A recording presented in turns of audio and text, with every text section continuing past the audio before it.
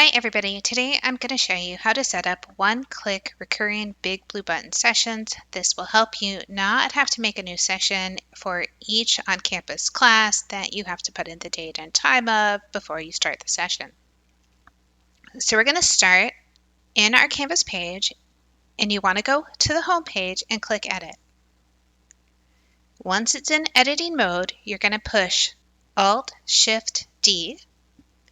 And notice this little design tool is going to come up in the right. From there, you're going to create edit content. Then you're going to add edit navigation blocks. So you can see you have your syllabus online, student resources help. What I want you to do is add an item and then title it. I'm just going to title it BBB for BigBlueButton. You can call it whatever you like. You can put an icon if you want. You don't have to. And right now it says it's not linked. We're going to come back and fix that. Let me show you that I now have this BBB there, and I'm going to have save. Now we're going to go to BigBlueButton, and we're going to make a new conference. So name it whatever you would want to name it. So I'm just going to call it BBB class. Maybe we'll say Monday, Wednesday, 9 o'clock.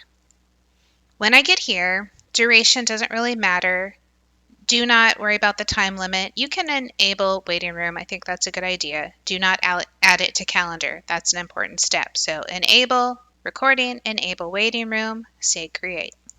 Then the important step is go over to the start. Do not push start. Right click. When I right click it, we want to copy the link address.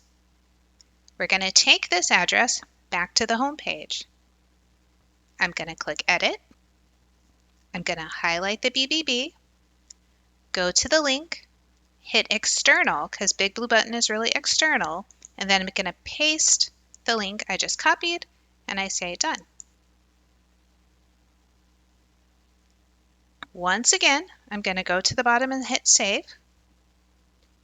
Now I have my link. So watch, when I click this, it's going to start a BigBlueButton session. So we'll click our microphone. Make sure that you start the recording. And at the end of the session, you want to stop the recording, and then you can end the meeting. So when I look at my conferences, you'll see this one in progress. I'll go ahead and end it. See that it's down here, BBB class Monday, Wednesday, 9 o'clock. When I go back home, I can start that same conference again.